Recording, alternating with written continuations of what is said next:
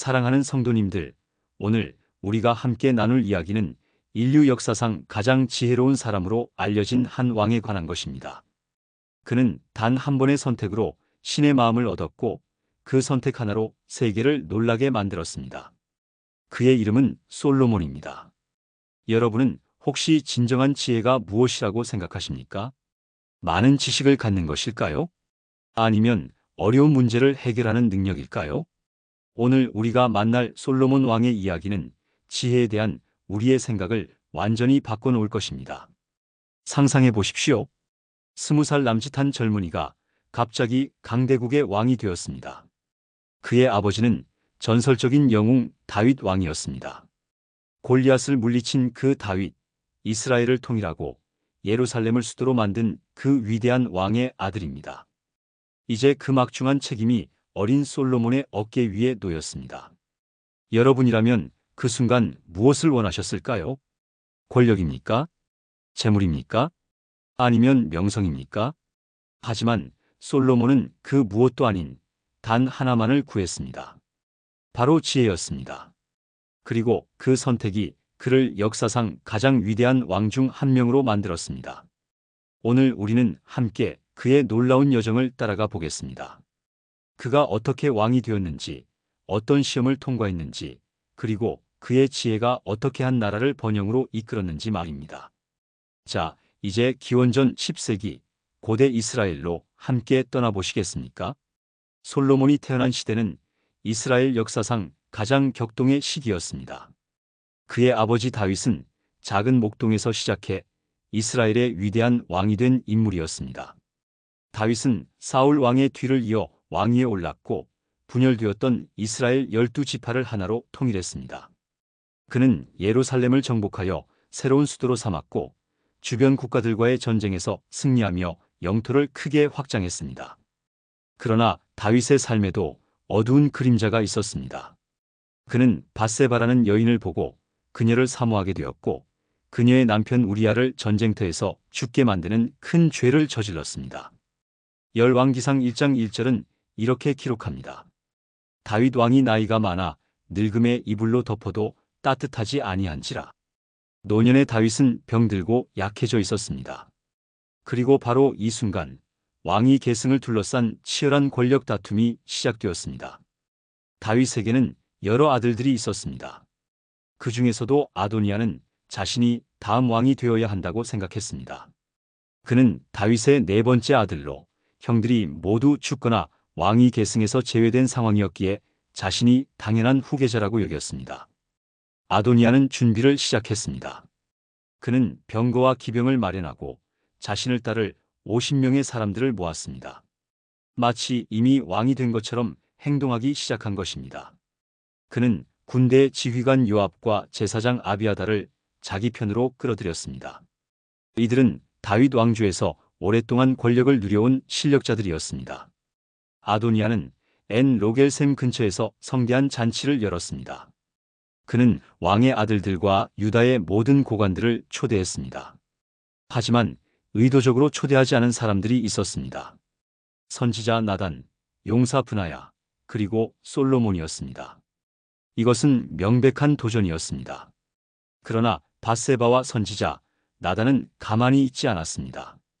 그들은 다윗 왕에게 달려가 이 상황을 알렸습니다. 열왕기상 1장 17절에서 밧세바는 이렇게 말합니다. 내 주여 왕께서 전에 왕의 하나님 여호와를 두고 여종에게 맹세하시기를 내 아들 솔로몬이 반드시 내 뒤를 이어 왕이 되어 내 자리에 앉으리라 하셨거늘. 다윗은 젊은 시절 하나님께 약속을 받았습니다. 밧세바의 아들 솔로몬이 왕위를 계승할 것이라는 약속이었습니다. 이것은 단순한 개인적 선택이 아니라 하나님의 뜻이었습니다.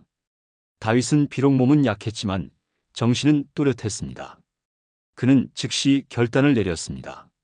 다윗은 제사장 사독과 선지자 나단, 그리고 용사 브나야를 불렀습니다. 열왕기상 1장 33절에서 다윗은 명령합니다. 너희는 너희 주의 신하들을 데리고 내 아들 솔로몬을 내 노새에 태우고 기온으로 데리고 내려가서 기온은 예루살렘 동쪽에 있는 셈이었습니다. 이곳은 예루살렘의 주요 수원지였고 많은 사람들이 모이는 공공장소였습니다. 다윗이 솔로몬을 이곳으로 보낸 것은 모든 백성이 보는 가운데 공식적으로 왕위를 계승시키기 위함이었습니다. 제사장 사독과 선지자 나단이 솔로몬에게 기름을 부었습니다. 고대 이스라엘에서 기름 부음은 왕의 직위를 상징하는 가장 중요한 의식이었습니다. 기름은 성령의 임재와 하나님의 선택을 나타냈습니다. 나팔 소리가 울려 퍼졌습니다. 백성들은 환호했습니다. 솔로몬 왕 만세! 솔로몬 왕 만세! 그들은 피리를 불며 크게 기뻐하여 땅이 그들의 소리로 인해 갈라질 듯하였다고 성경은 기록합니다.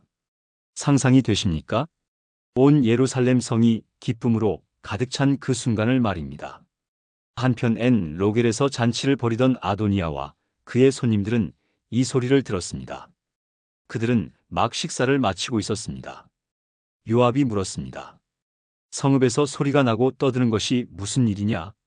바로 그때 제사장 아비아달의 아들 요나단이 달려왔습니다. 그는 숨을 헐떡이며 말했습니다. 우리 주 다윗 왕이 솔로몬을 왕으로 삼으셨나이다. 순간 잔치 자리는 얼어붙었습니다. 방금까지 웃고 떠들던 사람들이 갑자기 조용해졌습니다. 두려움이 그들을 엄습했습니다. 열왕기상 1장 49절은 이렇게 기록합니다. 아도니아의 모든 손님들이 놀라 일어나 각기 자기 길로 가니라. 아도니아는 극도의 공포에 휩싸였습니다.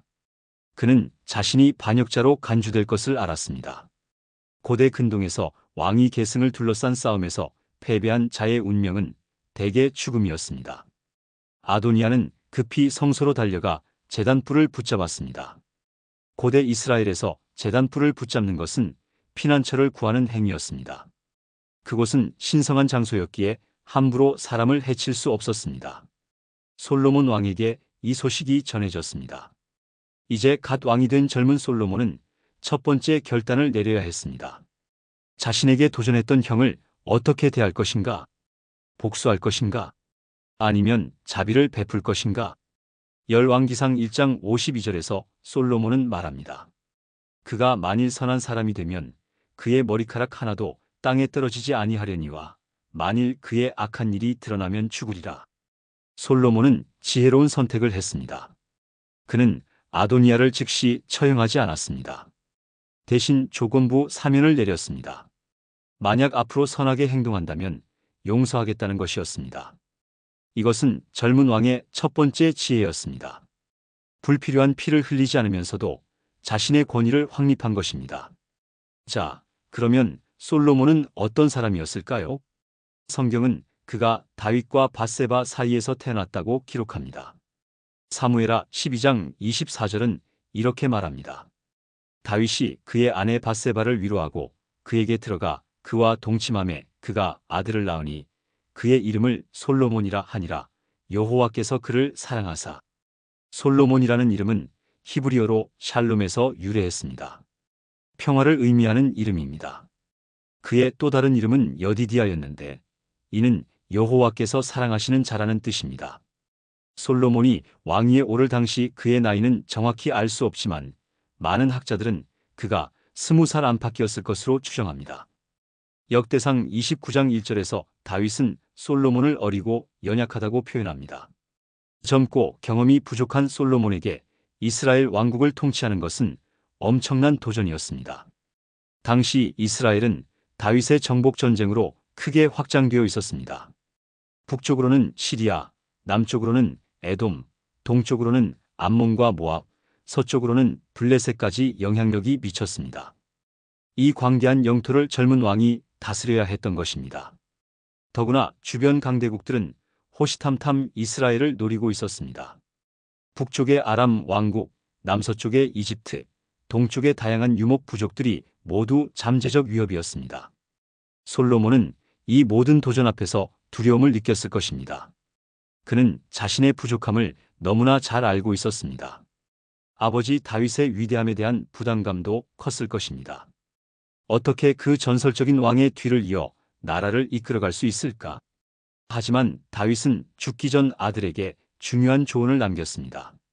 열왕기상 2장 2절부터 3절에서 다윗은 말합니다.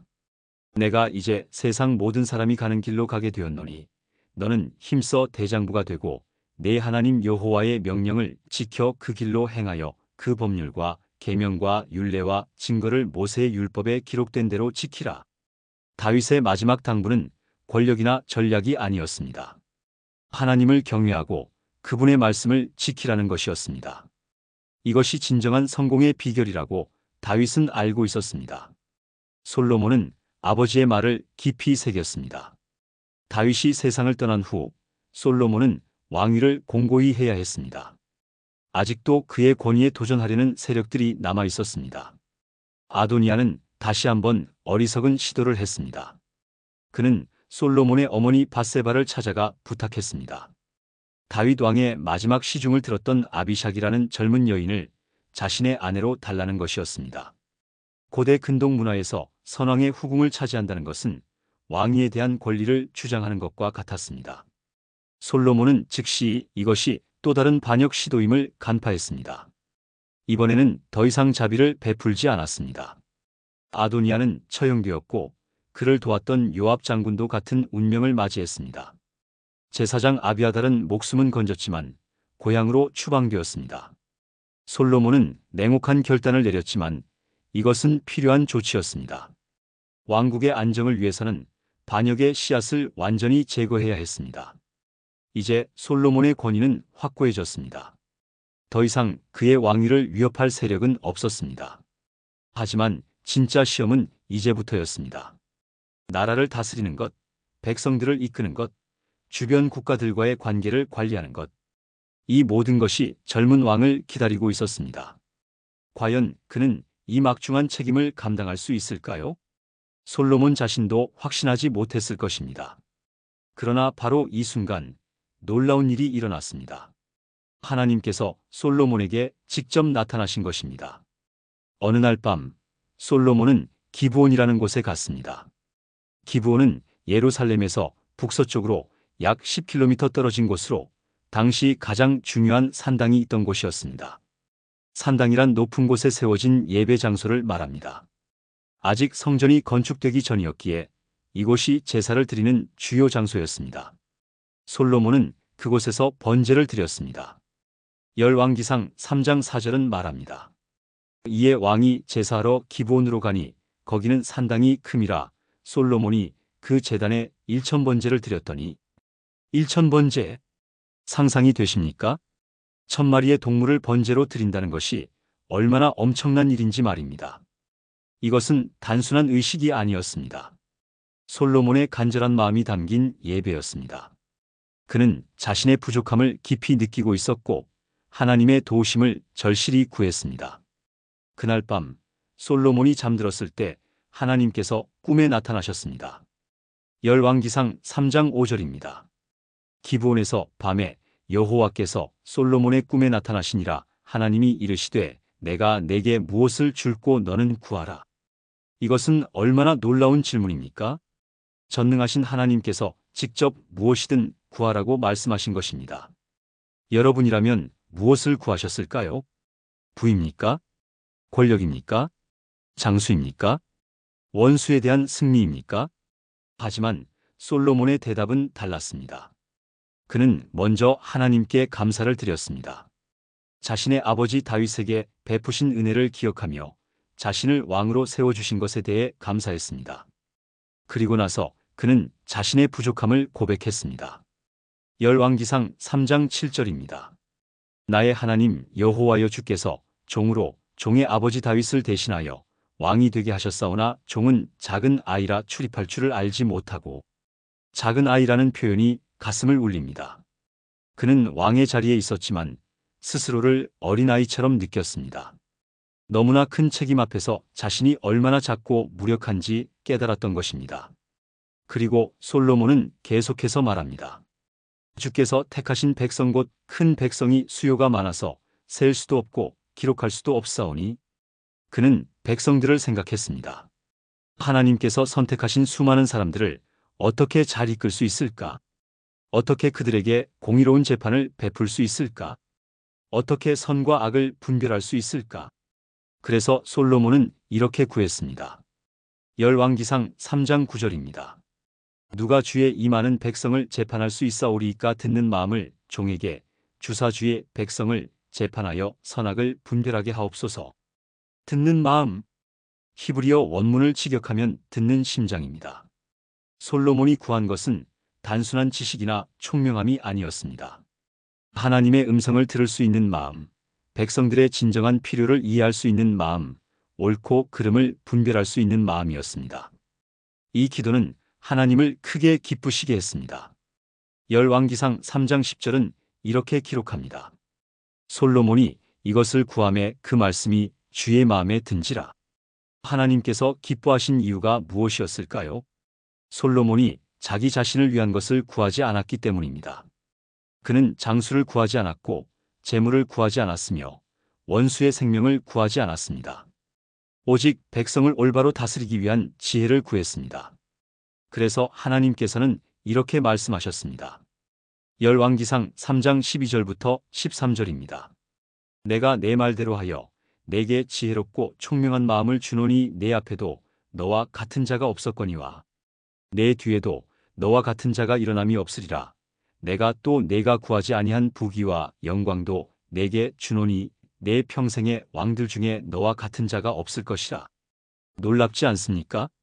하나님께서는 솔로몬이 구한 지혜뿐만 아니라 그가 구하지 않은 부와 명예까지 함께 주시겠다고 약속하셨습니다. 이것이 바로 하나님 나라의 원리입니다. 마태복음 6장 33절에서 예수님께서 말씀하신 것처럼 먼저 하나님의 나라와 그의 의를 구하면 이 모든 것을 더하여 주신다는 진리입니다. 솔로몬은 꿈에서 깨어났습니다. 그는 자신이 경험한 것이 단순한 꿈이 아니라 하나님의 실제적인 약속임을 알았습니다. 그는 즉시 예루살렘으로 돌아와 하나님께 감사의 제사를 드렸습니다. 하지만 이것은 단순한 약속으로 끝나지 않았습니다. 곧 그 약속이 실제로 이루어지는 놀라운 사건이 일어났습니다. 바로 두 여인의 재판 사건이었습니다.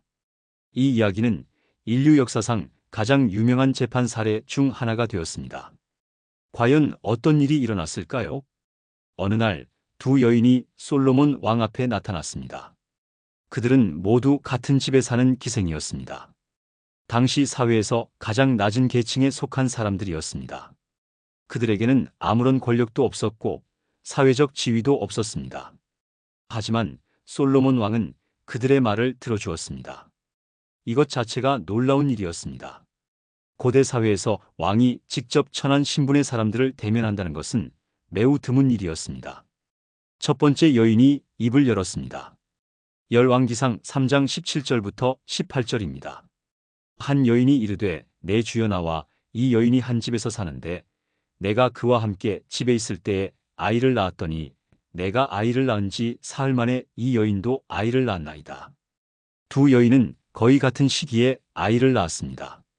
그들은 같은 집에서 함께 살고 있었고 집에는 그들 외에 다른 사람이 없었습니다.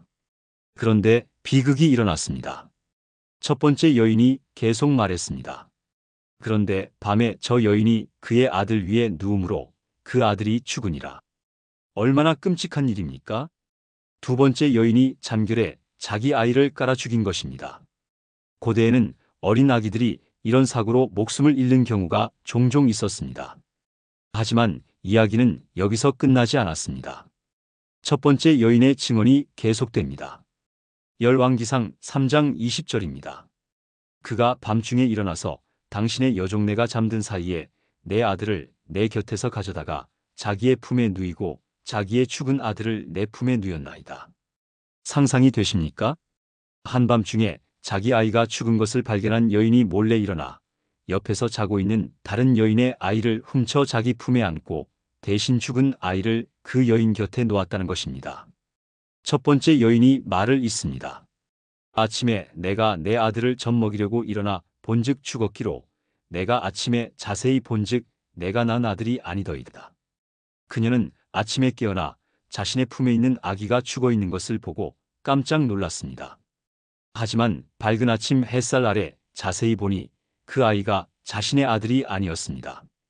다른 여인이 즉시 반박했습니다. 아니라 산 자는 내 아들이요 죽은 자는 내 아들이라. 두 여인은 왕 앞에서 서로 다투기 시작했습니다. 아닙니다. 죽은 아이가 당신 아들이고 산 아이가 내 아들입니다. 아니야. 산 아이가 내 아들이고 죽은 아이가 내 아들이야. 상황은 완전히 교착 상태에 빠졌습니다. 증인도 없고 증거도 없었습니다. 두 여인의 말만 있을 뿐이었습니다. 고대 사회에서 이런 경우 어떻게 판결을 내렸을까요? 대부분은 신분이 높은 사람의 손을 들어주거나 그냥 양쪽 다 돌려보냈을 것입니다. 혹은 제비를 뽑거나 신에게 맹세하게 하는 방법을 썼을 수도 있습니다. 하지만 솔로몬은 전혀 다른 방법을 택했습니다. 열왕기상 3장 24절입니다. 이에 왕이 이르되 칼을 내게 가져오라 하니 칼을 왕 앞으로 가져온지라. 칼입니다. 왕이 갑자기 칼을 요구했습니다. 법정 안의 모든 사람들이 긴장했을 것입니다. 무슨 일이 벌어질까? 그리고 솔로몬은 충격적인 명령을 내렸습니다. 열왕기상 3장 25절입니다. 왕이 이르되 사나이를 둘로 나누어 반은 이 여인에게 주고 반은 저 여인에게 주라. 사나이를 반으로 자르라고. 이것은 도대체 무슨 판결입니까? 법정에 있던 사람들은 경악했을 것입니다. 지혜로운 판결이라고 소문난 솔로몬 왕이 이렇게 잔인한 명령을 내리다니. 하지만 이것은 솔로몬의 놀라운 지혜였습니다. 그는 누가 진짜 어머니인지 알아내기 위한 시험을 한 것입니다. 그 순간 진짜 어머니의 반응이 나타났습니다. 열왕기상 3장 26절입니다. 그 산 아이의 어머니 되는 여인은 그 아들을 위하여 마음이 불붙는 것 같아서 왕께 아뢰어 이르되 청하건대 내 주여 산 아이를 그에게 주시고 아무쪼록 죽이지 마옵소서. 진짜 어머니의 심정이 폭발했습니다. 마음이 불붙는 것 같았다는 표현을 보십시오. 히브리어 원문은 그녀의 창자가 뜨거워졌다는 의미입니다. 어머니의 본능적인 사랑이 용솟음쳤던 것입니다. 그녀에게는 아이가 자기 것이 되느냐 마느냐가 중요한 게 아니었습니다. 오직 아이가 살기만 하면 됐습니다. 설령 그것이 자기 손을 떠나는 것이라 할지라도 말입니다. 진정한 어머니의 사랑은 소유가 아니라 생명이었습니다. 반면에 다른 여인은 어떻게 반응했을까요? 그 여인은 이르되 내 것도 되게 하지 말고 내 것도 되게 하지 말고 나누게 하라 하는지라. 끔찍한 말입니다. 내 아이도 죽었는데 내 아이만 살 수는 없다는 것입니다. 차라리 둘 다 아이가 없는 게 낫다는 것입니다. 질투와 시기가 얼마나 사람의 마음을 어둡게 만드는지 보여주는 장면입니다. 이제 누가 진짜 어머니인지 명백해졌습니다. 솔로몬 왕은 즉시 판결을 내렸습니다. 열왕기상 3장 27절입니다. 왕이 대답하여 이르되 사나이를 저 여인에게 주고 결코 죽이지 말라. 그가 그의 어머니이니라 하니 사나이를 첫 번째 여인에게 주라. 그녀가 진짜 어머니다. 법정에 모인 모든 사람들은 감탄했습니다. 얼마나 놀라운 지혜입니까? 단 한 번의 시험으로 진실을 밝혀낸 것입니다. 열왕기상 3장 28절은 이렇게 기록합니다. 온 이스라엘이 왕이 심리하여 판결함을 듣고 왕을 두려워하였으니 이는 하나님의 지혜가 그의 속에 있어 판결함을 봄이더라. 이 소식은 온 이스라엘에 퍼졌습니다. 사람들은 입에서 입으로 이 놀라운 재판 이야기를 전했습니다. 새로운 왕 솔로몬에게 하나님의 지혜가 있다는 것을 모두가 알게 되었습니다. 백성들은 그를 경외하기 시작했습니다. 단순히 두려워하는 것이 아니라 존경과 신뢰를 가지고 따르게 된 것입니다. 이 재판은 솔로몬의 지혜를 보여주는 완벽한 예였습니다. 그의 지혜는 단순한 지식이나 총명함이 아니었습니다. 인간의 마음을 꿰뚫어보는 통찰력이었고 상황을 창의적으로 해결하는 능력이었으며 무엇보다 진리와 정의를 향한 열정이었습니다. 솔로몬의 지혜는 이것으로 끝나지 않았습니다. 그의 명성은 점점 더 높아져 갔고 세계 각지에서 사람들이 그의 지혜를 듣기 위해 찾아왔습니다. 과연 솔로몬은 이 지혜로 무엇을 이루었을까요? 그의 통치는 어떤 결과를 가져왔을까요? 솔로몬의 지혜는 개인적인 영역에만 머물지 않았습니다. 그는 이 지혜로 나라 전체를 다스렸고 이스라엘은 전례 없는 번영기를 맞이했습니다. 먼저 솔로몬은 정부 조직을 체계적으로 정비했습니다. 열왕기상 4장은 솔로몬의 고위 관리들을 나열합니다. 그는 제사장, 서기관, 군대 장관, 재무 담당자, 궁정 책임자 등 각 분야의 전문가들을 임명했습니다. 특히 주목할 만한 것은 그가 이스라엘 전체를 12구역으로 나누고 각 구역마다 관리자를 두었다는 점입니다. 이들은 매달 번갈아가며 왕궁과 왕의 식탁을 위한 식량을 공급했습니다. 이것은 매우 효율적인 행정 시스템이었습니다. 열왕기상 4장 20절은 당시 상황을 이렇게 묘사합니다. 유다와 이스라엘의 인구가 바닷가에 모래같이 많게 되매 먹고 마시며 즐거워하였으며, 상상이 되십니까? 백성들이 먹고 마시며 즐거워했다는 것입니다. 이것은 단순한 표현이 아닙니다. 고대 사회에서 평범한 사람들이 먹을 것을 충분히 가지고 즐겁게 살 수 있다는 것은 대단한 일이었습니다. 대부분의 시대에 보통 사람들은 굶주림과 전쟁의 공포 속에서 살았습니다. 하지만 솔로몬 시대의 이스라엘은 달랐습니다. 평화와 번영이 있었습니다. 열왕기상 4장 25절은 이렇게 기록합니다. 솔로몬의 사는 날 동안 유다와 이스라엘이 단에서부터 브엘세바에 이르기까지 각기 포도나무 아래와 무화과나무 아래에서 평안히 살았더라. 포도나무 아래와 무화과나무 아래에서 평안히 살았다는 표현은 고대 이스라엘에서 완벽한 평화와 안전을 나타내는 관용구였습니다. 자기 집 마당에 심은 포도나무와 무화과나무 아래서 편안히 쉴 수 있다는 것은 전쟁이 없고 외침이 없으며 안전이 보장된다는 의미였습니다. 솔로몬의 통치 아래 이스라엘의 영토는 크게 확장되었습니다. 열왕기상 4장 21절입니다. 솔로몬이 유브라데 강에서부터 블레셋 사람의 땅과 애굽 접경까지의 모든 나라를 다스림으로 솔로몬이 사는 날 동안 그 나라들이 조공을 바쳐 섬겼더라. 북쪽의 유프라테스 강에서 남쪽의 이집트 국경까지, 이것은 엄청난 영토였습니다. 솔로몬은 아버지 다윗이 정복한 땅들을 잘 관리했고 주변 국가들과 평화 조약을 맺었습니다.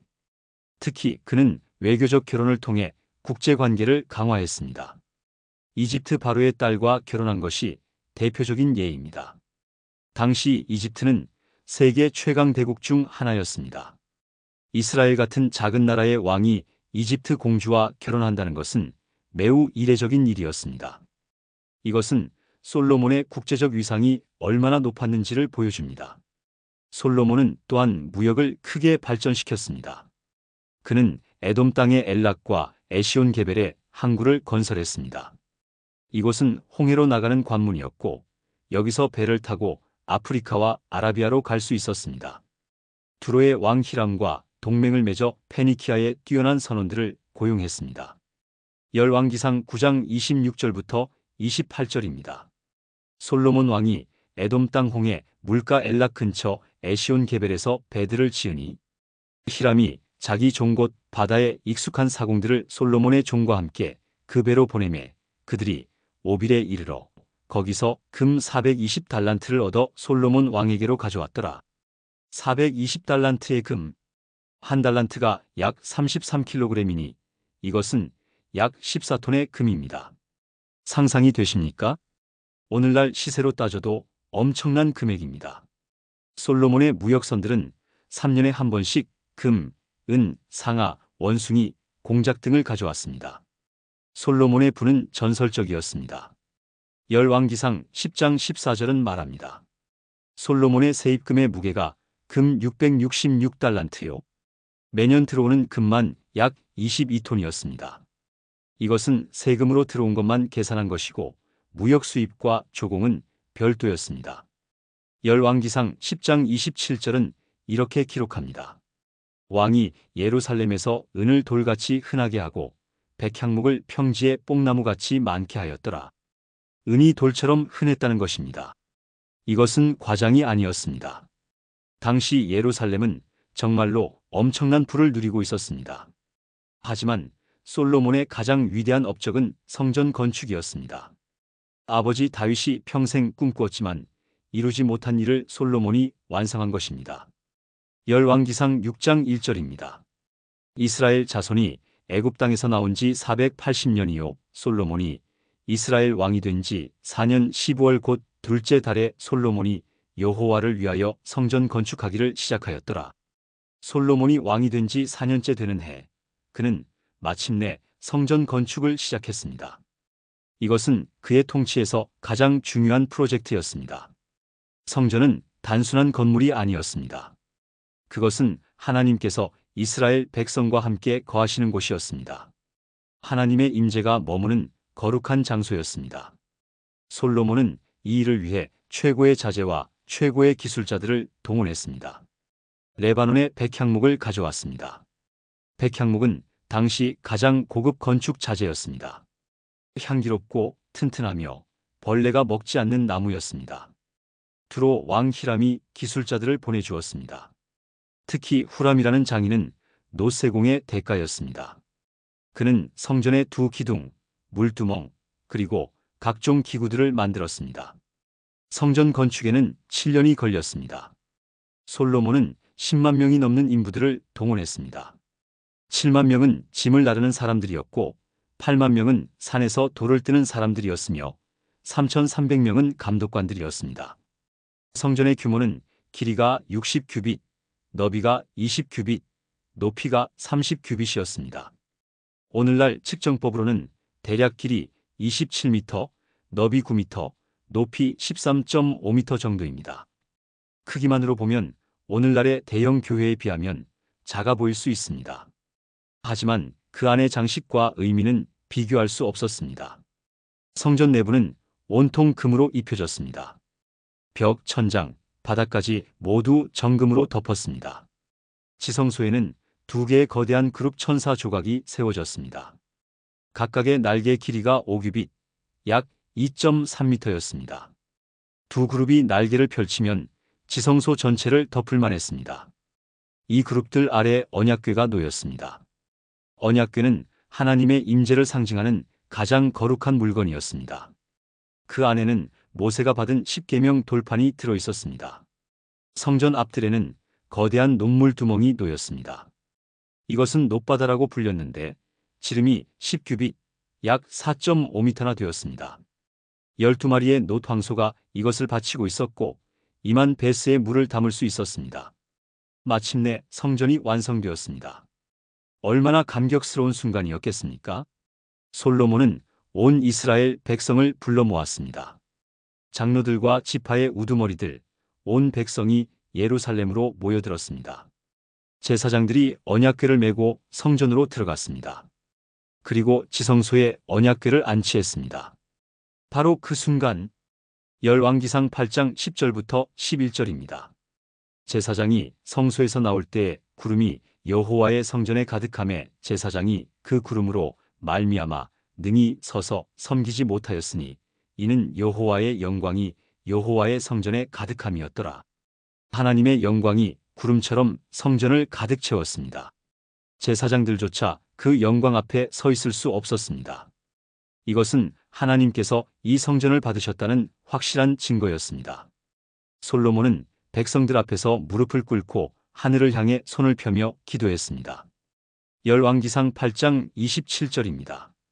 하나님이 참으로 땅에 거하시리이까 하늘과 하늘들의 하늘이라도 주를 용납하지 못하겠거든 하물며 내가 건축한 이 성전이오리이까. 얼마나 겸손한 고백입니까? 그는 자신이 지은 성전이 아무리 아름답고 웅장해도 하나님을 다 담을 수 없다는 것을 알았습니다. 하지만 이것이 하나님을 향한 백성들의 사랑의 표현이라는 것도 알았습니다. 솔로몬은 계속해서 기도했습니다. 이 성전을 향하여 기도하는 모든 사람의 기도를 들어달라고 간구했습니다. 죄를 지은 사람이 이곳에서 회개하면 용서해달라고 했습니다. 가뭄이 들 때, 역병이 돌 때, 전쟁이 일어날 때 백성들이 이곳을 향해 기도하면 들어달라고 했습니다. 심지어 이방인들이 이곳에 와서 기도할 때도 들어달라고 간구했습니다. 성전 봉헌식은 14일 동안 계속되었습니다. 솔로몬은 2만 2천 마리의 소와 12만 마리의 양을 화목제로 드렸습니다. 모든 백성이 함께 축제를 벌였습니다. 먹고 마시며 하나님께 감사했습니다. 열왕기상 8장 66절은 이렇게 기록합니다. 8째 날에 왕이 백성을 돌려보내매 백성이 왕에게 축복하고 자기 장막으로 돌아가는데 여호와께서 그의 종 다윗과 그의 백성 이스라엘에게 베푸신 모든 은혜로 말미암아 기뻐하며 마음에 즐거워하였더라. 백성들은 기쁨과 감사로 가득했습니다. 그들은 복받은 민족이었습니다. 위대한 왕 솔로몬이 다스리고 아름다운 성전이 서 있으며 평화와 번영이 넘쳤습니다. 이것이 바로 이스라엘의 황금기였습니다. 솔로몬의 지혜는 계속해서 빛을 발했습니다. 그는 단순히 행정가나 건축가로서만 탁월한 것이 아니었습니다. 그는 시인이요, 철학자요, 자연학자이기도 했습니다. 열왕기상 4장 32절부터 33절은 이렇게 기록합니다. 그가 잠언 3000가지를 말하였고 그의 노래는 1005편이며 그가 또 초목에 대하여 말하되 레바논의 백향목으로부터 담에 나는 우슬초까지 하고 그가 또 짐승과 새와 기어 다니는 것과 물고기에 대하여 말한지라. 솔로몬은 3000가지 잠언을 만들었습니다. 오늘날 우리가 가진 잠언서는 그중 일부만 기록된 것입니다. 그의 잠언들은 실제적인 삶의 지혜를 담고 있었습니다. 어떻게 살아야 하는가? 어떻게 말해야 하는가? 어떻게 일해야 하는가? 어떻게 관계를 맺어야 하는가? 잠언 1장 7절은 그의 철학을 요약합니다. 여호와를 경외하는 것이 지식의 근본이거늘 미련한 자는 지혜와 훈계를 멸시하느니라. 솔로몬에게 있어 모든 지혜의 시작은 하나님을 경외하는 것이었습니다.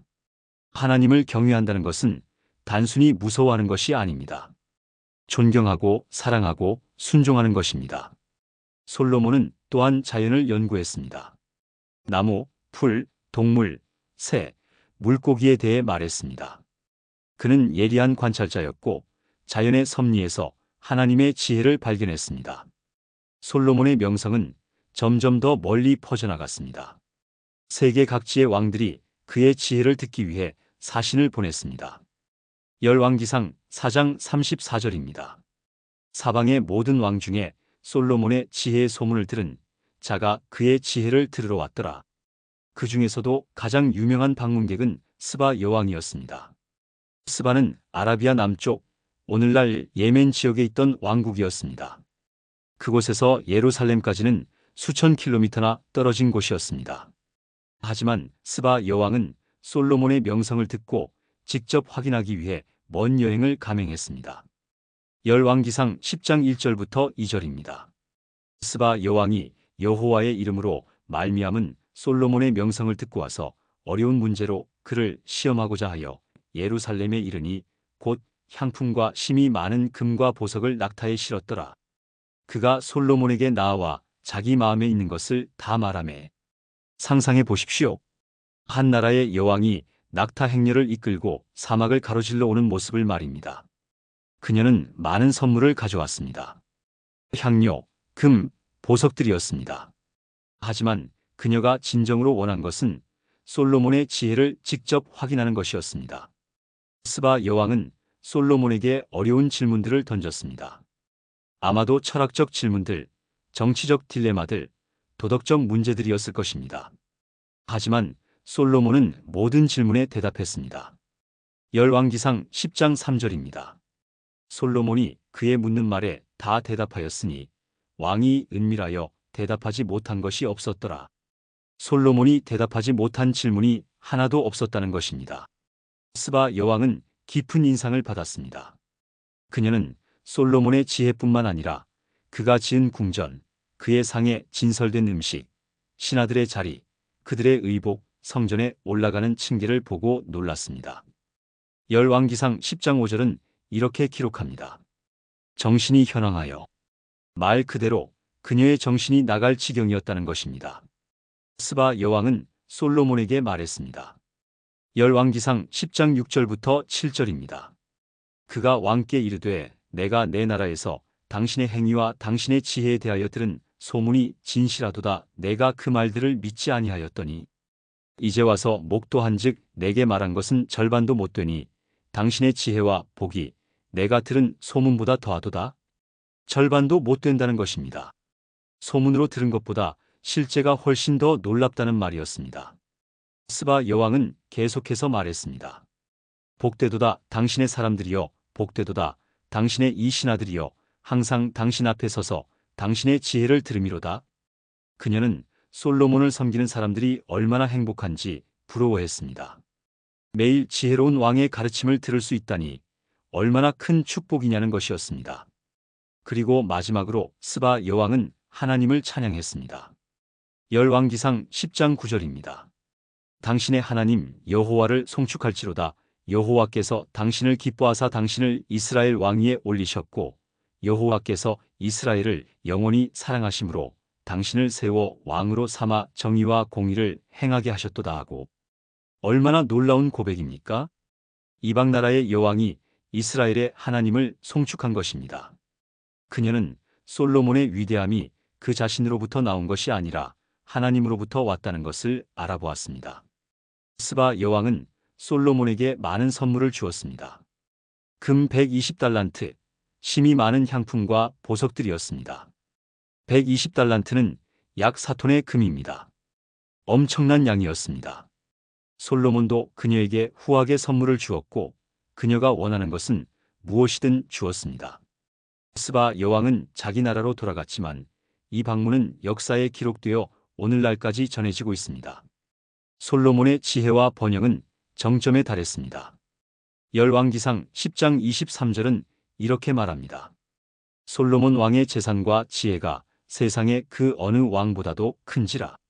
세상의 그 어느 왕보다도 컸다는 것입니다.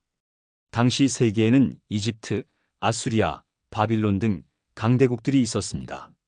하지만 그들 중 누구도 솔로몬만큼 지혜롭지 못했고 번영하지 못했습니다. 이스라엘은 작은 나라였지만 하나님의 축복으로 세계의 중심이 되었습니다. 하지만 이야기는 여기서 끝나지 않습니다. 솔로몬의 삶에는 빛과 그림자가 함께 있었습니다. 그의 위대한 업적들 뒤에는 아쉬운 면들도 있었습니다. 과연 그의 이야기가 어떻게 전개될까요? 솔로몬의 통치는 눈부신 성공이었습니다. 하지만 성경은 우리에게 한 가지 중요한 진실을 보여줍니다. 아무리 위대한 사람이라도 하나님의 말씀에서 떠나면 실패한다는 것입니다. 솔로몬의 삶에도 어두운 그림자가 드리우기 시작했습니다. 그 시작은 바로 여인들이었습니다. 열왕기상 11장 1절부터 3절입니다. 솔로몬 왕이 바로의 딸 외에 이방의 많은 여인을 사랑하였으니 곧 모압과 암몬과 에돔과 시돈과 헷사람의 여인이라. 여호와께서 일찍이 이 여러 백성에 대하여 이스라엘 자손에게 말씀하시기를 너희는 그들과 서로 통혼하지 말며 그들도 너희와 서로 통혼하게 하지 말라. 그들이 반드시 너희의 마음을 돌려 그들의 신들을 따르게 하리라 하셨으나 솔로몬이 그들을 연합하여 사랑하였더라. 왕은 후궁이 700명이요 첩이 300명이라. 그의 여인들이 왕의 마음을 돌아서게 하였더라. 700명의 후궁과 300명의 첩, 1000명의 여인들입니다. 이것은 단순히 개인적인 방종이 아니었습니다. 고대 근동에서 정략 결혼은 외교의 중요한 수단이었습니다. 솔로몬은 주변 국가들과의 관계를 강화하기 위해 그들의 공주들과 결혼했습니다. 처음에는 국익을 위한 것이었을지 모릅니다. 하지만 결과는 치명적이었습니다. 이 여인들은 각자 자기 나라의 신들을 가져왔습니다. 솔로몬은 그들을 기쁘게 하기 위해 그 신들을 위한 산당을 지었습니다. 열왕기상 11장 5절부터 7절입니다. 이는 시돈 사람의 여신 아스타롯을 따르고 암몬 사람의 가증한 밀곰을 따름이라. 솔로몬이 여호와의 눈앞에서 악을 행하여 그의 아버지 다윗이 여호와를 온전히 따름같이 따르지 아니하고 그때 솔로몬이 예루살렘 앞산의 모압의 가증한 그모스를 위하여 산당을 지었고 또 암몬 자손의 가증한 몰록을 위하여 그와 같이 하였으며. 얼마나 충격적입니까? 하나님의 성전을 지은 바로 그 솔로몬이 우상을 위한 산당을 지었다는 것입니다. 예루살렘 앞산 성전이 보이는 곳에 우상의 제단이 서게 된 것입니다. 솔로몬은 어떻게 이렇게 변했을까요? 그토록 지혜로운 사람이 어떻게 이런 어리석은 일을 했을까요? 아마도 조금씩 점진적으로 변해간 것 같습니다. 처음에는 단지 아내들을 기쁘게 하려는 것이었을지 모릅니다.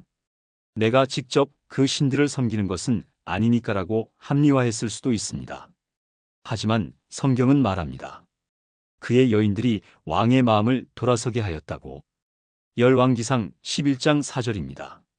솔로몬이 늙을 때 그의 여인들이 그의 마음을 돌려 다른 신들을 따르게 하였으므로 왕의 마음이 그의 아버지 다윗의 마음과 같지 아니하여 그의 하나님 여호와 앞에 온전하지 못하였으니. 늙을 때라는 표현에 주목하십시오. 젊은 시절 기브온에서 일천 번제를 드리던 그 열정적인 솔로몬은 어디로 갔을까요? 성전을 봉헌하며 무릎 꿇고 기도하던 그 겸손한 왕은 어디로 갔을까요? 나이가 들면서 그의 신앙은 흐려졌습니다. 처음 사랑을 잃어버린 것입니다. 여호와께서 진노하셨습니다. 열왕기상 11장 9절입니다. 솔로몬의 마음이 이스라엘의 하나님 여호와를 떠나므로 여호와께서 그에게 진노하시니라. 여호와께서 일찍이 2번이나 그에게 나타나시고 하나님께서는 2번이나 솔로몬에게 나타나셨습니다. 처음에는 기브온에서 지혜를 주시겠다고 약속하셨고 2번째는 성전 봉헌 후에 나타나셔서 경고하셨습니다. 만약 그가 하나님을 떠나면 심판이 있을 것이라고 말씀하셨습니다. 하지만 솔로몬은 그 경고를 잊었습니다. 이제 하나님께서는 심판을 선언하셨습니다. 열왕기상 11장 11절부터 13절입니다.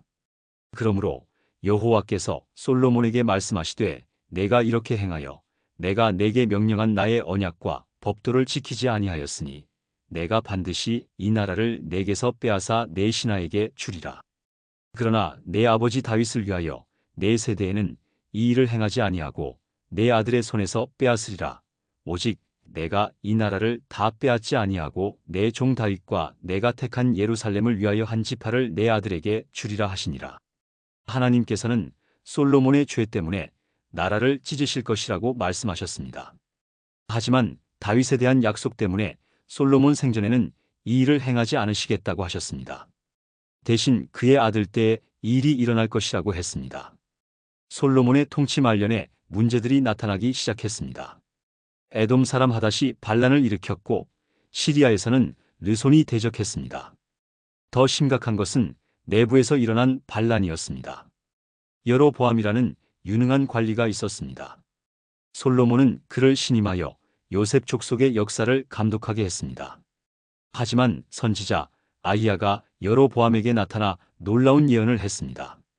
그가 입고 있던 새 옷을 찢어 12조각을 만들고 10조각을 여로보암에게 주며 말했습니다.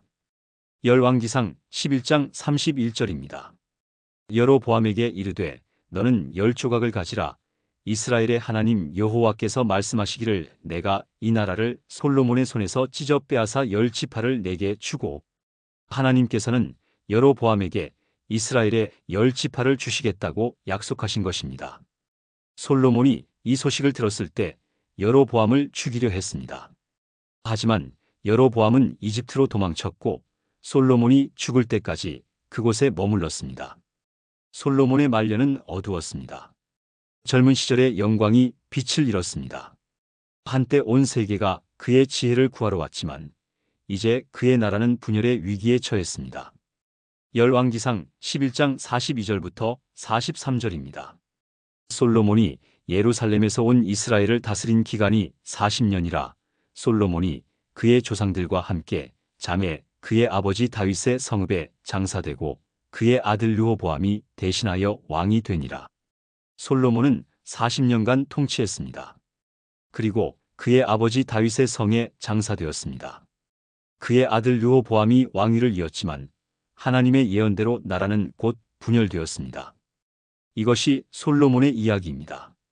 영광과 비극이 함께 있는 이야기입니다. 지혜로 시작했지만 어리석음으로 끝난 이야기입니다. 그렇다면 우리는 솔로몬의 삶에서 무엇을 배울 수 있을까요?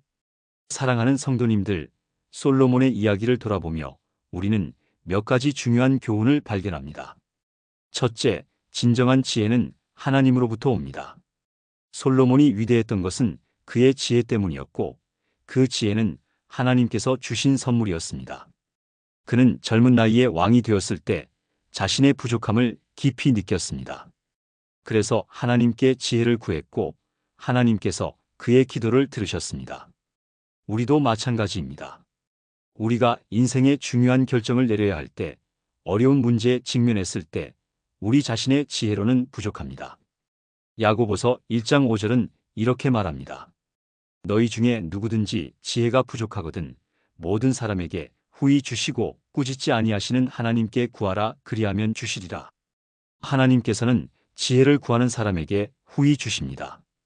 둘째, 좋은 시작이 좋은 결말을 보장하지 않습니다. 솔로몬은 놀라운 시작을 했습니다. 하나님께 지혜를 구했고 백성을 위해 성전을 지었으며 나라를 번영케 했습니다. 하지만 그의 말년은 달랐습니다. 그는 하나님의 계명에서 멀어졌고 우상을 섬기게 되었습니다. 이것은 우리에게 경고입니다. 신앙생활을 잘 시작했다고 해서 자만해서는 안 됩니다. 고린도전서 10장 12절은 말합니다. 그런즉 서 있는 줄로 생각하는 자는 넘어질까 조심하라. 우리는 끝까지 깨어 있어야 합니다. 셋째, 작은 타협이 큰 실패로 이어집니다. 솔로몬의 타락은 갑자기 온 것이 아니었습니다. 처음에는 외교적 이유로 이방 여인들과 결혼했습니다. 그 다음에는 그들을 기쁘게 하기 위해 작은 양보를 했습니다. 그리고 결국 우상을 섬기는 데까지 이르렀습니다. 죄는 항상 이렇게 작은 것에서 시작됩니다. 이 정도는 괜찮겠지, 한 번만은 괜찮겠지라고 생각하며 작은 타협을 합니다. 하지만 그 작은 타협이 쌓이면 결국 큰 죄로 이어집니다. 넷째, 하나님의 말씀을 지키는 것이 가장 중요합니다. 솔로몬의 실패는 하나님의 말씀을 지키지 않은 데서 비롯되었습니다. 하나님께서는 분명히 이방 여인들과 통혼하지 말라고 명령하셨습니다. 그들이 이스라엘의 마음을 돌려 다른 신들을 섬기게 할 것이기 때문이었습니다. 하지만 솔로몬은 이 말씀을 지키지 않았고 결국 예언대로 되었습니다. 우리에게도 하나님의 말씀이 있습니다. 성경은 우리의 발의 등이요 길의 빛입니다. 그 말씀을 지킬 때 우리는 안전합니다. 다섯째, 물질과 권력이 행복을 보장하지 않습니다. 솔로몬은 엄청난 부를 누렸습니다. 금, 은, 보석, 궁전, 군대, 명예, 그 모든 것을 가졌습니다. 하지만 그가 쓴 전도서를 보면 그의 내면에 깊은 허무함이 있었음을 알 수 있습니다. 전도서 1장 2절입니다. 전도자가 이르되 헛되고 헛되며 헛되고 헛되니 모든 것이 헛되도다. 솔로몬은 세상의 모든 것을 경험한 후에 이렇게 고백했습니다. 모든 것이 헛되다고. 진정한 의미와 만족은 하나님과의 관계에서만 찾을 수 있습니다.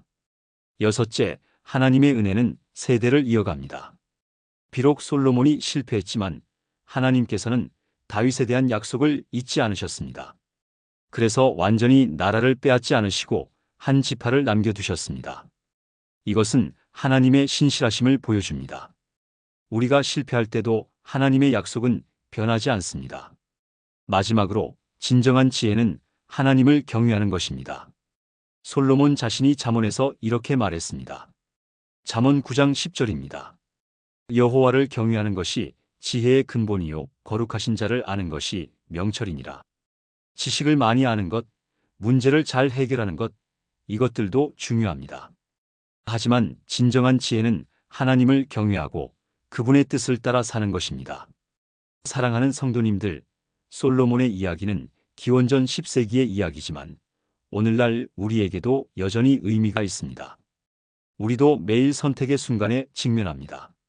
하나님을 따를 것인가, 세상을 따를 것인가, 하나님의 말씀을 지킬 것인가, 내 마음대로 할 것인가, 겸손할 것인가, 교만할 것인가. 솔로몬의 삶은 우리에게 경고이자 교훈입니다. 그의 성공에서 배우고 그의 실패에서도 배워야 합니다. 고고학자들은 솔로몬 시대의 많은 유적을 발굴했습니다. 무깃도, 하솔, 게셀 같은 도시들에서 솔로몬 시대의 성문과 건축물들이 발견되었습니다. 이것들은 성경의 기록이 역사적 사실임을 뒷받침합니다. 실제로 기원전 10세기에 강력한 통일 왕국이 존재했고 대규모 건축 사업이 이루어졌으며 번영의 시대가 있었습니다. 솔로몬 성전의 정확한 위치는 아직 논쟁 중이지만 예루살렘의 성전산 어딘가에 있었을 것으로 추정됩니다. 오늘날 그곳에는 이슬람 사원이 서 있어 발굴이 불가능하지만 주변 지역에서 발견된 유물들은 솔로몬 시대의 화려함을 증언합니다. 특히 흥미로운 것은 예루살렘 남쪽에서 발견된 왕실 도장들과 행정 문서들입니다. 이것들은 솔로몬 시대에 고도로 조직된 행정 체계가 있었음을 보여줍니다. 또한 에시온 게벨 항구 근처에서 발견된 구리 재련소 유적은 솔로몬의 광범위한 무역 활동을 뒷받침합니다. 스바 여왕의 방문도 단순한 전설이 아닙니다. 예멘 지역의 고고학적 증거들은 기원전 10세기경에 강력한 왕국이 존재했음을 보여줍니다.